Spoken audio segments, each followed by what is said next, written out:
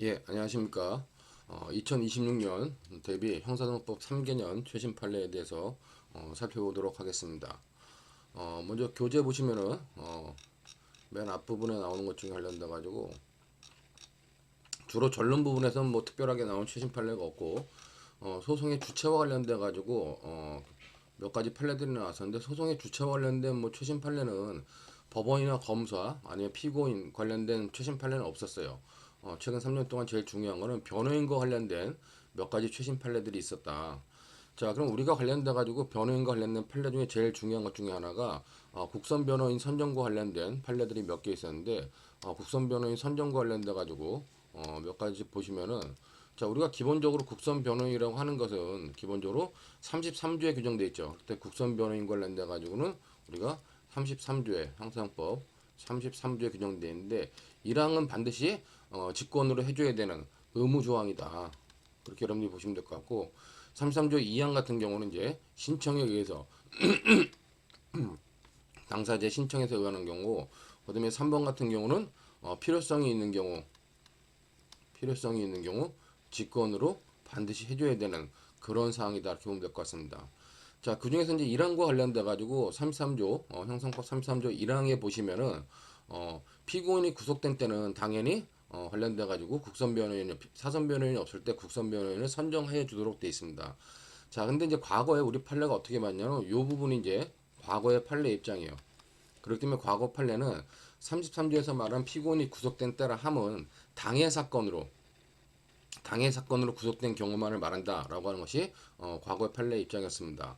그러나 이제 요 24년도 5월 23일 나온 전화협체 판결을 통해 가지고 피고인이 구속된 때의 의미를 좀 더 넓힌 것이 요 판례 핵심적인 사항이라고 보시면 될 것 같습니다. 그렇기 때문에 33조 1항 1호에 피고인이 구속된 때다라고 하는 것은 어떤 의미냐 이렇게 보면 피고인이 해당 사건에서 구속되어 재판을 받고 있는 경우 과거에는 요거 하나만을 봤었는데 이제는 이런 경우뿐만 아니라 피고인이 별건으로 구속영장이 발부되어 집행되고 있는 경우 아니면 다른 형사 사건에서 유죄 판결이 확정되어 판결의 집행으로 구금 상태에 있는 경우 이런 경우를 모두 포함한다고 보고 있습니다. 그렇기 때문에 관련돼 가지고 과거에 이제 국선 변호인 선정 사유 중에 구속된 경우를 당해 사건으로 구속된 경우라고 보던 것을 확장을 해가지고 이제 당해 사건뿐만 아니라 다른 사건으로 구속되어 있는 경우나 아니 형의 집행이 되어 있는 경우 그런 의미로 확장시켰다고 보면 될 것 같습니다. 그럼 판례가 이렇게 보는 이유는 뭐냐 관련돼 가지고 이제 길게 설명을 하고 있어요. 이게 첫 번째 논거는 뭐냐면 구속이라는 법문헌의 의미를 보면은 이 구속이라는 의미에 대해서 당해 사건으로만 구속된 경우로 한정하고 있지 않다는 겁니다. 즉 여기 보는 것처럼 사전적 의미나 정의 규정에 따라 해석을 하면 세 가지 경우가 다 포함될 수 있다 보는 겁니다. 자, 그다음에 이제 관련돼 가지고 헌법이나 아니면 형사형법 입법 목적을 고려해도 그렇다는 겁니다. 왜 그러냐면 여기 보면은 헌법이나 입법 목적을 고려한 해석과 관련돼 가지고 다음 페이지 보시면은 여러 죄를 범한 동일한 피고인, 이 동일한 피고인에 대하여 검사가 분리 기소하거나 아니면은 뭐 별건으로 기소하거나 이렇게 할 수 있다는 겁니다. 그러므로 해당 형사 사건에서 구속된 상태, 그다음에 별건으로 구속된 상태, 다른 형사 사건에서 유죄로 확정돼 형이 집행 중인 상태, 이와 관련돼 가지고는 기본적으로 구금 상태의 요건이 이렇게 달라질 수 있다. 각각 달라질 수 있는데 그 중에서 해당 형사 사건에서 구속된 때만으로 한정 해석할 수는 없다는 겁니다. 즉 국선 변호인의 선정이 요청되는 정도는 구금 상태의 이유나 상황에 관계없이 모두 동일하기 때문에 구속된 상태를 이렇게 크게 세 가지로 해석해야 된다는 겁니다. 자, 그다음에 이제 세 번째 논거는 사건이 아닌 피고인 입장에서 해석을 해야 된다. 그렇기 때문에 여기 보는 것처럼 피고인 입장에서 보면 해당 형사 사건에 구속된 때나 별건 구속 상태로 있는 때나 다른 형사 사건에서 유죄로 확정되어 형이 집행 중인 상태 모두 구금 상태라는 점에서는 동일하다. 그러므로 기본적으로 필요적 변론 사건과 관련된 구속된 때의 의미를 이렇게 세 가지 형태를 다 포함하는 것으로 해석해야 된다. 그런 의미로 여러분들이 받으면 되는 판례 같습니다. 자, 그 다음에 이제 23년도 8월 30일 날 나온 판례인데 이거는 필요적 변호 사건 관련돼 가지고 이제 1항 중에 의무사항에 우리가 이제 33조 1항의 의무사항으로 구속된 때라든가 아니면 미성년자라든가 70이 넘은 때라든가 심진장애 의심이 있는 경우가 있어요. 그렇기 때문에 관련돼 가지고 33조 1항 5호, 33조 1항 5호는 피고인이 심신장애 의심이 있는 때, 이때도 역시 필요적 변론 사건으로 하고 있다는 겁니다. 자, 그럼 관련돼 가지고 여기 보면 피고인의 의식 상태나 사물에 대한 변별 능력, 행위 통제 능력이 결여되거나 저하된 상태로 의심이 되어 피고인이 공판 심리 단계에서 효과적으로 방어권을 행사하지 못할 우려가 있다고 인정되는 경우, 이런 경우에는 반드시 해줘야 된다는 겁니다. 자, 관련돼 가지고 그러면은 요 사건은 뭐냐? 요 사건은 피고인이 여자 사우나 안에서 몰래 들어가 그곳 입구에 자유행위를 하다가 현행범으로 체포되어 성폭력 범죄 처벌 등에 관한 특례법 위반의 공사실로 기소된 사안입니다. 자, 근데 관련돼 가지고 이 피고인이 어떤 심신장애 의심이 있는 상태라고 충분히 볼만한데도 국선 변호인을 선정하지 않고 판결을 진행하는 것에 잘못이 있다고 대법원이 판결한 거예요. 자, 그다음에 이제 관련돼 가지고 요 판례 전문을 보면 또 중요한 사항이 나오는 것 중에 하나가, 자, 33조 1항 5호에서 정한 피고인의 심신장애 의심이 있는 상태라고 하는 것을 판단하는 건 어떠냐? 판단할 때는 정신감정 등 객관적 자료에 의해서 판단해야 된다는 겁니다. 근데 꼭 객관적 자료에 의해서만 판단해야 되냐? 그건 아니라는 얘기예요. 객관적 자료가 아니더라도 이게 소송 기록과 소명 자료에 드러난 재반 사정에 비추어 가지고 피고인한테 심신장애 의심이 있을 만하다, 의심이 있는 때에는 반드시 해줘야 되는 것이다. 뭐 그런 의미로 여러분들이 요 판례의 의미를 이해해 두시면 될 것 같습니다. 자, 다음으로 이제 33조 필요적 변론 사건 원래 사방 직권인데, 직권 관련돼 가지고 이거는 필요가 있다, 필요성이 있는 인정 경우에는 법원이 직권으로 국선 변호인을 선정하도록 규정하고 있다는 겁니다. 즉 여기 보면은 권리 보호를 위하여 필요하다고 인정되면 법원이 국선 변호인을 선정해야 한다라고 규정하고 있는데, 그럼 이런 경우가 어떤 것이냐 관련돼 가지고 여기 판결 요지 3번에 보듯이 항소심이 양형에서 피고인에게 불리하게 변경되는 경우. 자, 기본적으로 항소심 1심에서는 양형이 피고인한테 불리하지 않았는데 항소심에서 양형이 불리하게 변경된다. 그럼 그에 대해서 변호인의 법적 도움을 받을 필요가 있다는 거죠. 그다음에 이제 1심 법원이 피고인에 대하여 무죄를 선고했습니다. 자, 그럼 1심 법원이 무죄를 선고했으면 피고인 측은 항소를 하지 않았을 것 같은데, 자, 그러나 뭐 항소를 하지 않을 것 같은 게 아니라 당연히 못하죠. 무죄를 선고하면 못하는데, 자, 그러나 검사가 항소한 사건에서 항소법원이 변호인이 선임되지 않은 피고인에 대하여 검사 항소를 받아들여 유죄를 선고하는 경우, 자, 이런 경우에는 공판 심리 단계부터 변호인의 조력을 받을 필요가 적극적으로 고려돼야 된다. 그러므로 그런 경우에는 반드시 선정해야 된다는 겁니다. 그러므로 만약에 이런 경우에 변호인 선정 없이, 국선 변호인 선정 없이 공판 심리가 이루어져 피고인의 방어권이 침해됨으로써 판결에 영향을 미쳤다고 인정되는 경우에는 33조 사망을 위반한 위법이 있다고 봐야 된다. 자, 그럼 대법원은 이런 입장에 의할 때 어떠냐? 파기환송해야 된다는 겁니다. 자, 그런 의미로 여러분들이 변호인 관련된 국선 변호인 선정 관련된 판례 몇 개 정도 봐두시면 될 것 같고, 그 다음에 관련돼 가지고 이제 변호인의 권한이 나오는데, 변호인의 권한 관련돼 가지고 우리가 대리권도 있고 고유권도 있습니다. 근데 고유권에는 접견교통권이라든가 피해자 신문 참여권, 그다음에 각종 소송 기록에 대한 열람 복사권 등이 있어요. 자, 그럼 관련돼 가지고 소송 기록에 대한 열람 복사권을 크게 시기별로 보면 우리가 세 가지로 나눌 수 있죠. 첫 번째는 뭐다? 첫 번째는 공소 제기 전에, 공소 제기 전에 수사 서류에 대해서는 어떻게 할 것이냐. 자, 그 다음에 관련돼 가지고 이제 공소 제기 후, 공소 제기 후, 공소 제기 후 검사가 보관하는 서류, 아직 법원에 제출되지 않고 검사가 보관하는 서류는 어떻게 할 것이냐. 그 다음에 세 번째 관련돼 가지고 공소 제기 후 법원이, 공소 제기 후에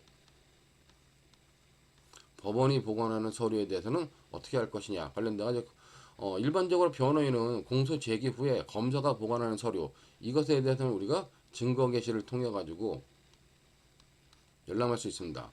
그런데 공소 제기 후 검사가 이제 법원에 제출하지 법원이 보관하는 서류와 관련돼 가지고 이거는 형사소송법 35조에 의해서 우리가 변호인은 열람 복사할 수 있습니다.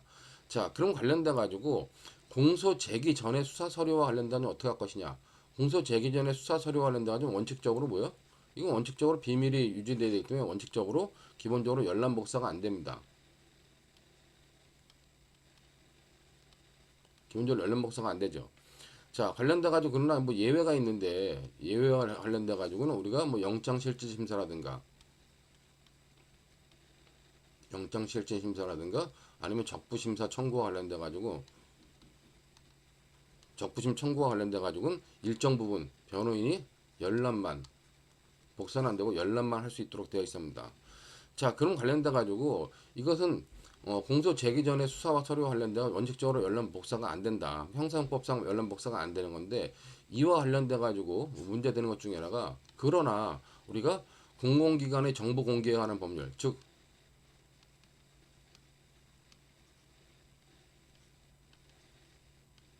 정보기관의 공공기관의 정보 공개에 관한 법률, 우리 정보공개법이라는데 이 정보공개법에 따라 가지고 정보공개 청구권을 행사할 수 있습니다. 그다음에 변호인은 이 법률 5조에 의해서 정보공개 청구권을 행사해 가지고 기본적으로 어떤 그 공소 제기 전에 수사 서류라도 볼 수가 있다. 그럴 때뭐 공소 제기 후 검사 보관 서류나 공소 제기 후 법원 보관 서류에 대해서 이렇게 증거 게시라든가 관련돼 가지고 이렇게 증거 게시라든가 아니면은 35조에 의하는 경우 이외에는 대부분 다 안 되지만은 정보공개법에 의한 정보공개 청구권에 의해서는 뭐 가능하다. 그렇게 여러분들이 먼저 기본 지식을 알고 있으면 될 것 같고, 그럼 이제 여기 판례 나온 거 2022년도 2월 11일 날 나온 이 결정은 뭐냐? 자, 그러면은 여기 보는 것처럼 형사재판 확정 기록, 형사재판 확정 기록이라든가 아니면 불기소 처분 확정 기록, 이런 것들에 대한 공개는 어떻게 해야 되는 것이냐 관련돼 가지고 대법원이 뭐 결정을 한 건데, 여기 뭐 형사재판 확정 기록이라는 것, 즉 형사재판 확정 기록의 공개에 관해서는 어떡하냐? 정보공개법에 의해서 청구가 허용되지 않는다는 겁니다. 이거는 뭐냐? 형사재판 확정 기록에 관해서는 형사소송법 59조의 2에 따른 열람 등사 신청이 허용된다. 자, 그렇다면 형사재판 확정 기록은 관련돼 가지고 정보공개법에 의한 정보공개 대상이 되는 것이 아니라 형사소송법 59조에 따라 가지고 열람 등사가 신청이 허용된다.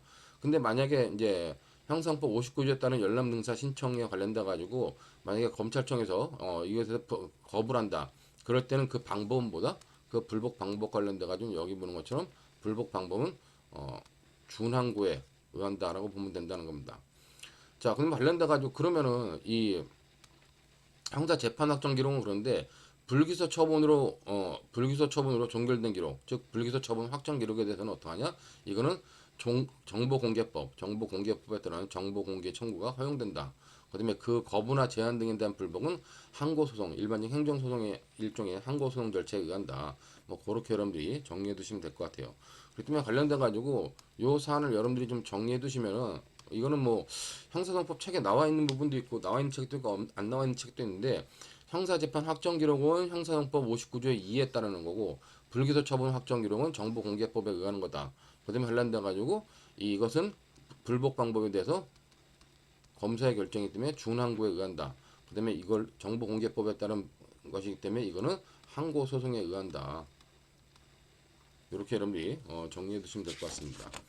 자, 그 다음 페이지에 나와 있는 것도 역시 뭐 비슷한 겁니다. 24년도 5월 30일 날 선고된 결정인데, 자, 그러면은 군사법원법에도 보면 이런 규정이 있다는 겁니다.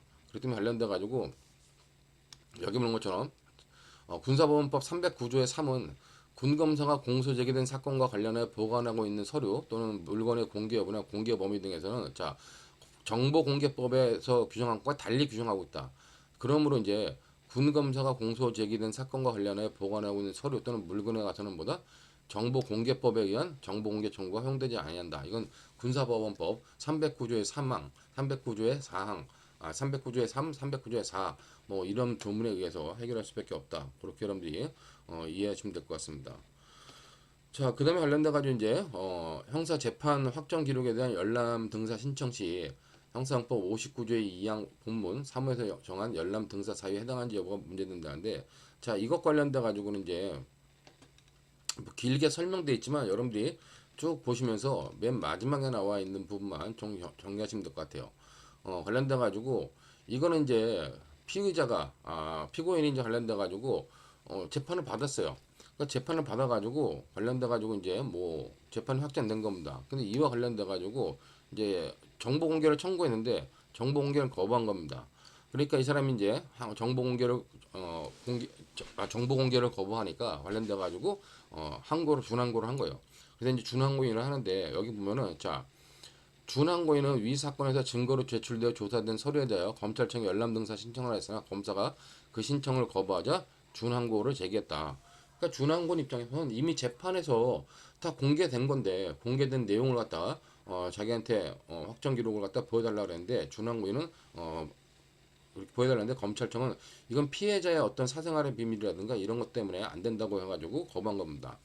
그렇기 때문에 이제 원심 관련돼 가지고 어떻게 했냐, 원심 관련돼 가지고 이런 준항고인의 어떤 그런 신청에 대해서 자 이렇게 반반 나눠 가지고 자 일부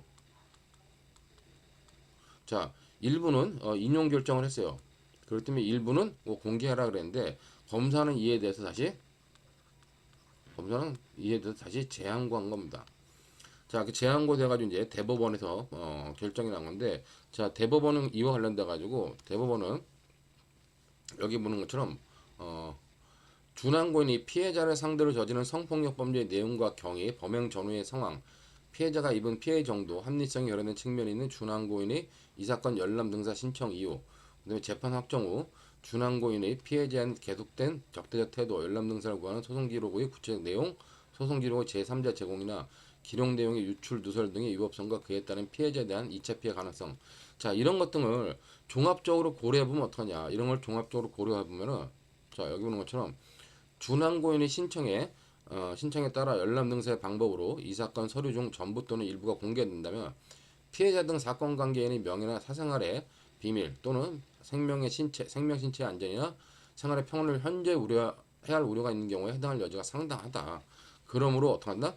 원심으로서는 공개 제한 사유의 존재 여부나 공개 제한 예외에 해당하는 사유를 판단하며 재반 사정 등을 신중하게 검토했어야 되는데 그렇지 않았으므로 원심을 파기한 상한 거다. 그런 의미로 여러분들이 봐주시면 될 것 같습니다. 그렇기 때문에 형사재판 확정 기록이라 할지라도 이렇게 뭐 신청한다를 가지고 다 공개하는 것이 아니라 검사에 의해서 거부당할 수 있고 그럴 때는 이제 준항고에 의한다라고 하는 정도로 여러분들이 살펴봐 주시면 될 것 같아요. 자, 이렇게 해가지고 기본적으로 소송의 주체와 관련된 부분들을 마쳤고, 자, 그러면 제2장 소송 행위와 소송 조건 관련된 것 중에 중요한 판례가 있느냐 하면은, 요거는 이제 2023년도 7월 17일 날 선고된 전원합체 판결인데 굉장히 중요한 판결입니다. 우리가 일반적으로 고소에 있어서는 대리할 수 있다는 명문의 규정이 있습니다. 그렇기 때문에 고소는 대리가 가능하다고 봐요. 그에 반면에 반의사불벌죄에서 처벌 불허한 의도표시는 대리를 할 수 있냐 관련돼 가지고 대리권을 인정하는 명문의 규정이 없기 때문에 기본적으로 대리권을 행사할 수 없다.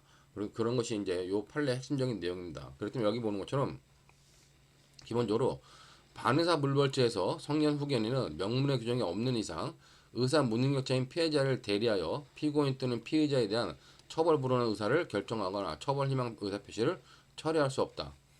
자, 그리고 만약에 이 성년 후견인의 법정 대리권 범위에서 통상적인 소송 행위가 포함되어 있거나 성년 후견 개시 심판에서 정하는 바에 따라 성년 후견이 가정법원의 허가를 얻었더라도 마찬가지다.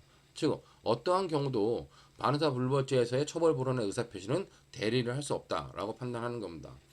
그럼 그 왜 그렇게 보느냐? 여기 보는 것처럼 그러니까 요 사건에 관련돼 가지고 이 뒷부분에 나오는 케이스와 관련된 것들 여러분들이 좀 먼저 알아야 되는데 요 사례는 어떤 사례냐면 여기 보는 것처럼 피고인이 자전거를 운행 중 전방 주의를 게을리한 과실로 전방에서 보행 중이던 피해자를 들이받아 피해자에게 뇌손상 등의 중상해를 입힌 사례입니다. 자, 그럼 관련돼 가지고 이거는 이렇게 보면 형법상 업무상 과실치상이 될 것 같아요. 자, 근데 업무상 과실치상과 관련돼 가지고는 형법에서 반의사불벌죄가 아닙니다. 자, 근데 이것이 형법상 업무상 과실치상죄지만 실제는 뭐다? 실제는 자전거를 운행하는 거였기 때문에 이거는 자전거 운행 관련된 거는 교통사고 처리특례법에 적용 대상이 돼요. 그렇기 때문에 얘가 피고인이 형법상 업무상 과실치상이 될 것 같지만 실제는 뭐다? 이건 교통사고 처리특례법이라고 하는 교통법 위반의 치상죄가 되는 겁니다. 자, 근데 이 형법상 업무상 과실치상죄는 반의사불벌죄가 아니지만 교통사고 처리특례법상의 치상죄 관련돼 가지고 이거는 우리가 반의사불벌죄로 규정되어 있습니다.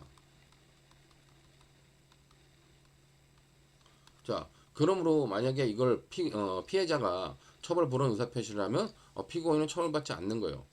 자, 근데 이와 관련돼 가지고 이 피고인이 피해자한테 처벌 불원 의사 표시를 받으려고 했지만 이 피해자가 뇌 손상을 심각하게 입어 가지고 거의 뭐 뇌 상태라기보다는 이제 뭐 식물인간 상태에 빠져 있는 겁니다. 그러니까 이 피해자의 부인인 배우자가 피해자를 대리해 가지고 처벌 불원 의사 표시를 해준 겁니다. 근데 그것이 인정될 것이냐 하는 문제가 요 케이스였어요. 자, 근데 관련돼 가지고 결국 그런 피해자의 대리인, 즉 법정 대리인을 할 수 있는 배우자가 처벌 불원의 의사 표시를 한다 할지라도 그거는 인정될 수 없다라고 본 겁니다. 왜냐면은 자, 교통사고 처리특례법이나 형법, 형사법이 처벌 불원의 대리를 허용하는 규정을 두고 있지 않으므로 원칙적으로 대리는 허용되지 않는다라고 봐야 된다는 겁니다. 자, 그다음에 또 반의사 그럼 뭐 고소에는 대리를 두고 있는데 반의사 불벌죄는 대리를 두고 있지 않은 거 입법상 불비 아니냐 뭐 이렇게 주장할 수도 있는데 자, 그것이 아니다. 반의사 불벌죄는 여기 보는 것처럼 형사 사법 절차에 관한 사인의 개입을 예외적으로 인정한 것이다. 자, 원래 처벌하는데 피해자의 의사에 의해서 형사사법 절차를 배제해 주기 때문에 사인 개입을 예외적으로 인정한 거예요. 자, 그러므로 그렇게 사인의 개입을 예외적으로 인정한다면은 이때 처벌 불원의 의사는 피해자의 진실한 의사에 기한 것이어야 된다. 자, 그러므로 피해자가 의사 무능력자인 경우는 성년 후견인이 대리에 의한 처벌 불원의 사피는 피해자의 진실한 의사에 부합한 것이라고 단정할 수 없다. 그러므로 대리가 인정될 수 없다는 겁니다. 또한 반의사 불벌죄의 처벌 불원의 의사에 관하여는 대리에 관한 명시적 규정을 두고 있지 않고 고소 취소의 대리권을 준용하지도 않았다. 자, 이와 관련돼 가지고는 입법의 불부가 아니라 바로 입법자의 결단이다. 입법자의 의사다. 이렇게 판단해야 된다는 겁니다.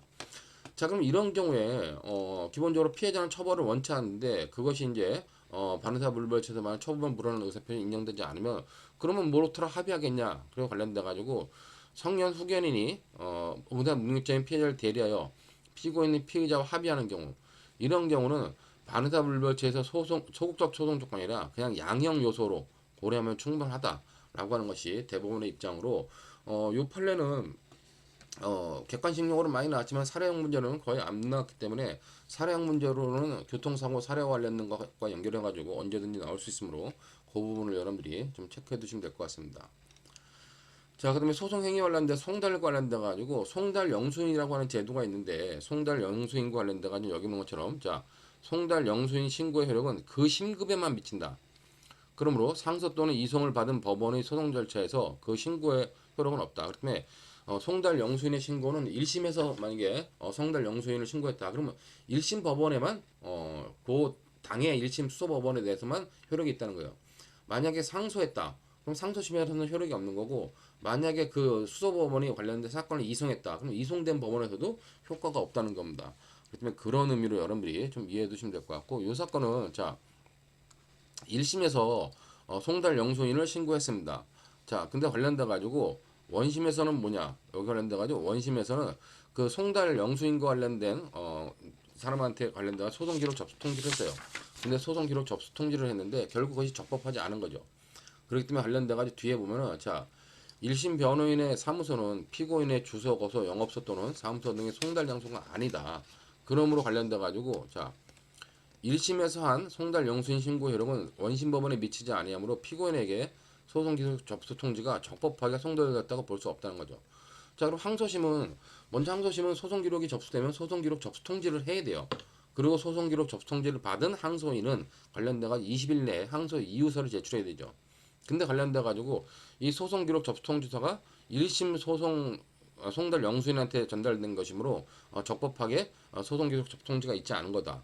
그럼 적법하지 않은 소송 기록 접수 통지이기 때문에 그것을 근거로 해가지고 나머지 절차는 진행하면 안 된다는 겁니다. 그렇기 때문에 피고인에 대한 적법한 소송 기록 접수 통지가 이루어지지 않은 상태에서 원심에서 선임된 변호인에게도 또한 원심에서 그러니까 항소심에서 선임된 변호인에게도 소송 기록 통지를 접수 통지를 하지 아니한 채 판결을 선고했다. 그러면 소송 절차가 법령 위반이 있다. 그렇기 때문에 여러분들이 소송 기록 접수 통지를 받으면 20일 내에 항소 이유서를 제출하고 이제 항소심법원의 공판기일이 진행되는데 관련돼 가지고 그런 절차가 제대로 이루어지지 않은 거다. 뭐 그런 의미로 여러분들이 봐주시면 될 것 같습니다. 그다음에 이제 요 작년 12월 12일 날 선고된 요 판례는 관련돼 가지고 개인정보법과 좀 관련이 있는 판례인데 개인정보법에는 자 개인정보 처리자 개인정보 처리자와 관련돼 가지고 공공기관 그다음에 법인 단체 개인 등을 갖다가 개인정보 처리자로 보고 있습니다. 자 그럼 이 공공기관에는 뭐가 포함되냐? 공공기관에는 당연히 법원이라든가 공공기관을 국회, 법원, 헌법재판소, 중앙선거관리위원회, 행정사무를 처리하는 기관, 그다음에 중앙행정기관 뭐 이런 것 등을 두고 있는데 그럼 공공기관에 법원이 당연히 포함된다. 그럼 법원도 개인정보 처리자에 해당할 수 있냐? 뭐 해당할 수 있는데 그거는 자 사법부의 업무가 이 재판사무와 법원의 행정사무 두 가지로 나눈다.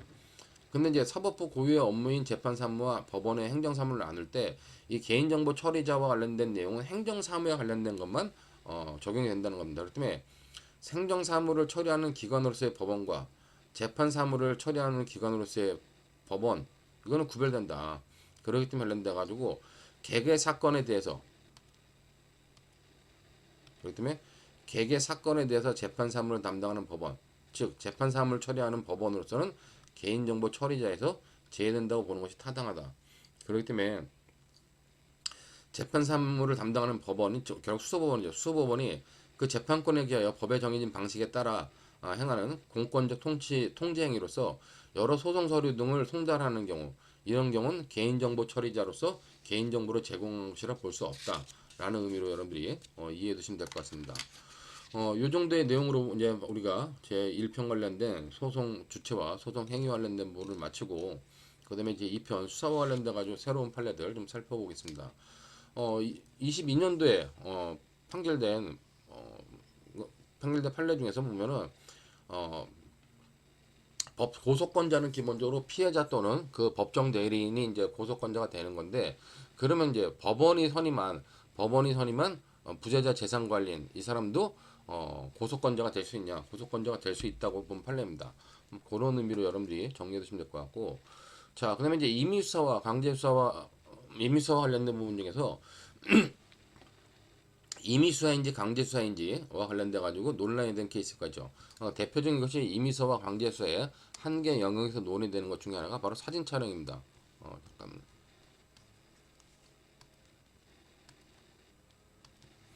자 사진 촬영인데 당사자의 동의 없는 사진 촬영 관련돼 가지고 이거 임의수사냐 강제수사냐도 사진 촬영은 원칙적으로 뭐다?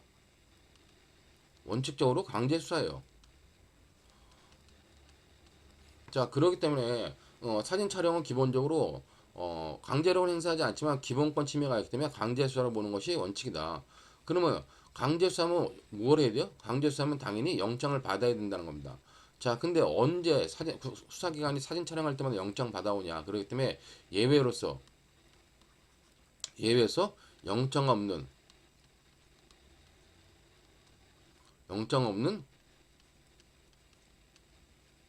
사진 촬영이 가능하다고 보는 겁니다. 자, 그럼 이런 경우가 어떤 경우냐? 그랬을 때 관련돼 가지고 우리 판례는 현재 범행이 행하여진 직후 실제로 판례는 이렇게 하지만 범행 중, 범행 직후, 범행 직전까지를 포함합니다. 그다음에 이제 관련돼가 두 번째 요건이 증거 보존의 필요성 및 긴급성이 있는 경우. 그다음에 일반적으로 허용되는 상당한 방법으로 촬영된 경우. 그럴 때는 뭐다? 위 촬영이 영장 없이 이루어졌다 하더라도 위법하지 않다고 보는 겁니다. 자, 그러기 때문에 요 의미는 결국 뭐냐? 사진 촬영은 원칙이 강제 수사하기 때문에 영장주의에 의해서 제한되어야 되겠지만 이런 세 가지 요건을 갖춘 경우 는 영장 없는 사진 촬영도 허용된다라고 본 거기 때문에 그런 의미로 여러분들이 봐두시면 될 것 같아요. 그러니까 요 케이스는 뭐냐? 요 케이스는 요 당시 2023년도에 이제 비슷한 판례가 두 가지가 나왔는데 요 판례 관련돼 가지고 나이트클럽 운영자인 피고인 갑과 연애부장 피고인 을 근데 남성무용소 피고인 병이 공모해가지고 갑을 병이 공모해가지고 클럽 내에서 성행위를 묘사하는 공연을 하는 등 음란행위 영업을 했다는 것으로 이제 진정이 들어온 겁니다. 그래서 경찰관 등이 국민신문고를 보고 여기에 가서 이제 현재 그런 장면 등을 촬영을 한 거예요. 근데 관련돼 가지고 그러면은 이 경찰관들이 촬영한 촬영물 그러면 이 클럽에 경찰관들이 몰래 들어갔냐? 그러니까 일반적으로 일반인이 출입하는 방법으로 들어가서 경찰관들이 가지고 있던 스마트폰으로 그냥 촬영한 겁니다. 자, 이와 관련돼 가지고 위 촬영물은 경찰관들이 피고인들에 대한 범죄 혐의가 포착된 상태에서 자 클럽 내에서 음란한 행위 영업에 관한 증거를 보존하기 위한 것이고 불특정 다수에게 공개된 장소인 클럽에 통상적인 방법으로 출입하여 손님들에게 공개된 모습을 촬영한 것이다. 그렇기 때문에 관련돼 가지고 위에서 말한 세 가지 요건을 다 갖췄기 때문에 영장 없이 촬영한 것으로 유효하다, 적법하다라고 본 겁니다.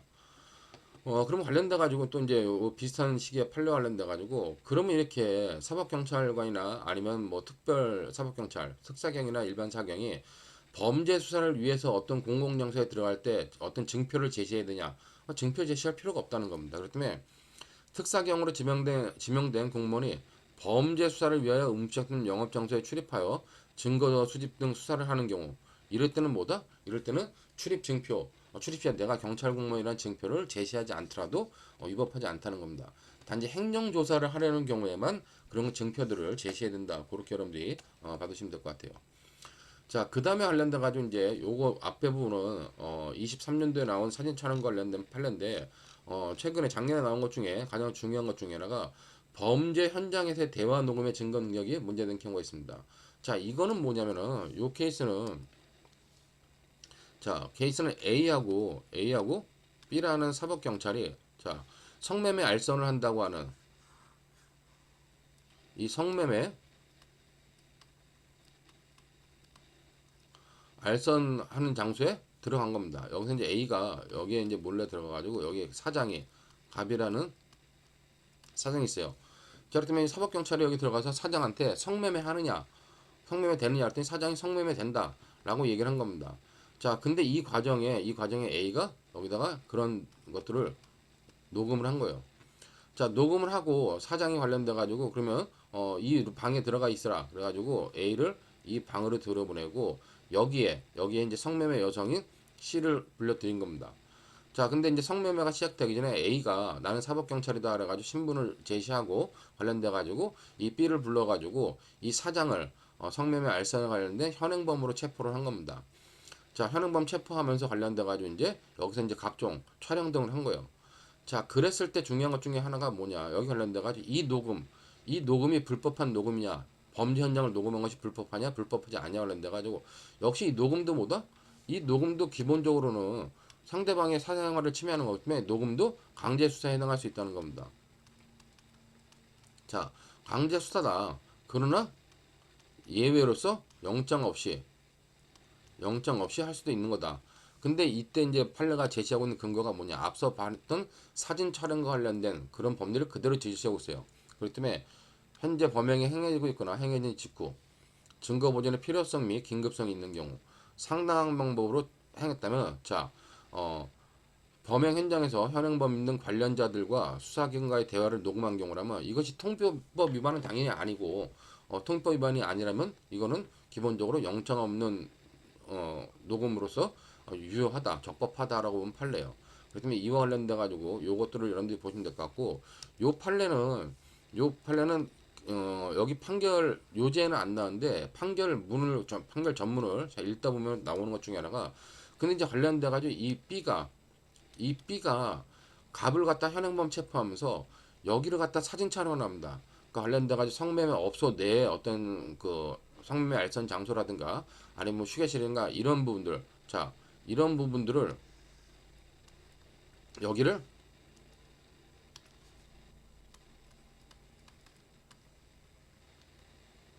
사진 촬영을 해요. 자, 그럴 때 이 사진 촬영의 법적 성격이 뭐냐? 그럴 때 이 사진 촬영의 법적 성격은 우리가 앞에서 위에서 봤던 영장 없는 사진 촬영으로서의 그 사진 촬영이 아닙니다. 이 사진 촬영은 뭐냐? 이 사진 촬영은 형사정법 216조 형사정법 216조 1항 2호에 의한 체포 현장에서의 영장 없는 압수수색 관련돼 가지고 그러니까 체포 현장에서 영장 없는 압수수색 검증이 가능한데 형사정법 216조 이런 기회에 자 여기서 영장 없는 검증으로서 적법한 거다. 요 부분에 관련된 것들을 학생들이 의외로 많이 놓칩니다. 그렇기 때문에 그 부분에 관련된 것들 여러분들이 보시면 될 것 같고, 그다음에 이제 이 성매매를 하려고 했던 여성, 이 여성 관련돼 가지고는 우리가 성매매 알선법에는 미수범 처벌 규정이 없어요. 그렇기 때문에 이 여성은 뭐다? 피의자가 아니라 그냥 참고인일 뿐이다.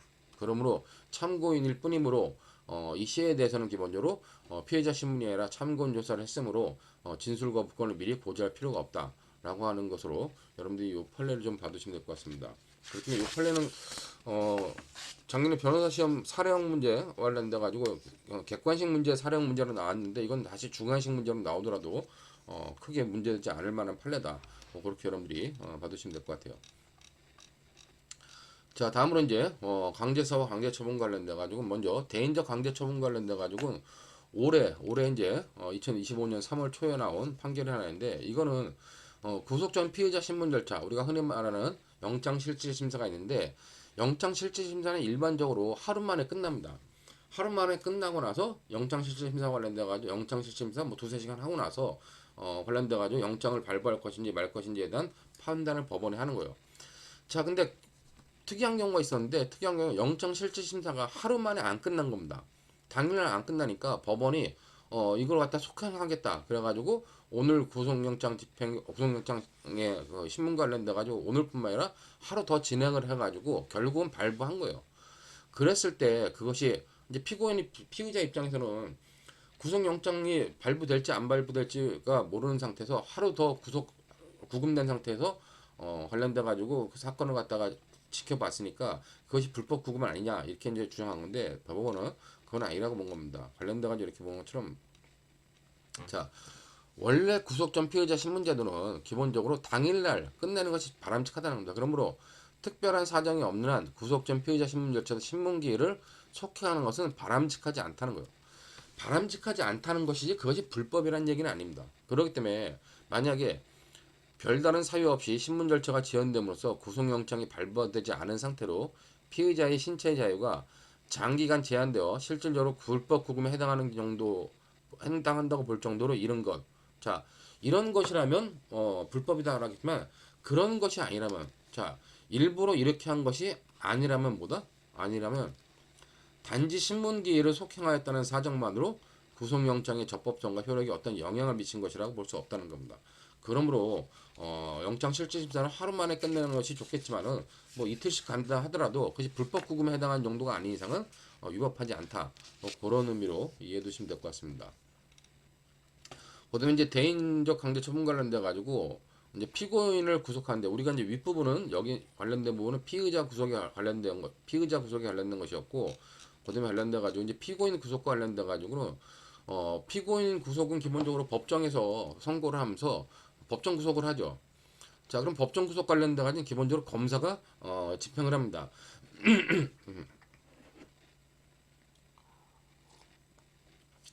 법정 구속과 관련돼 가지고는 법관이 발부를 한 구속 영장에 의해서 이제 검사가 집행을 하는데 검사는 그 집행을 교도소에서 나온 교도관이라든가 아니면 이런 사람들한테 이제 집행을 맡겨가지고 집행을 해요.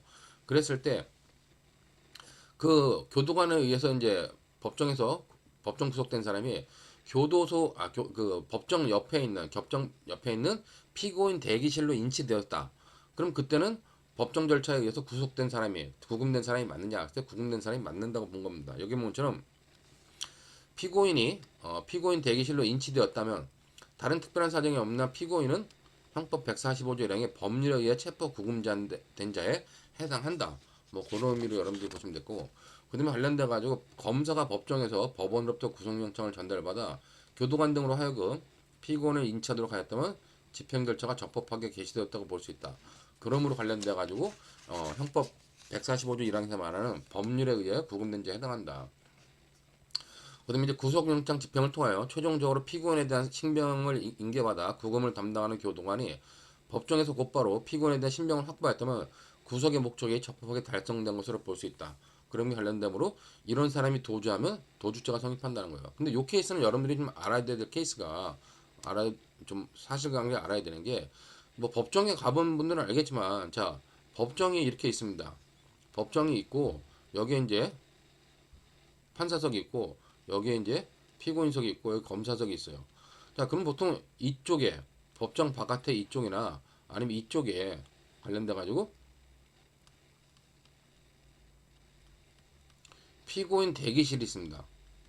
자, 근데 관련돼가 여기 있던 사람이 법정 구속되니까 검사가 이제 교도관한테 이 사람을 구금을 갖다 집행을 한 구속영장을 그러니까 이 판사 재판장한테 구속영장을 전달받아가지고 교도관한테 집행하라 그래가지고 이 교도관 등이 이 사람을 여기로 데려간 겁니다.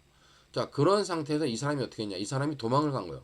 그 도망을 갔다 어떻게 도망갔냐? 관련돼가지고 도망을 여기서 나와가지고 문은 이제 법정 바깥으로 나가는 문 여기밖에 없습니다.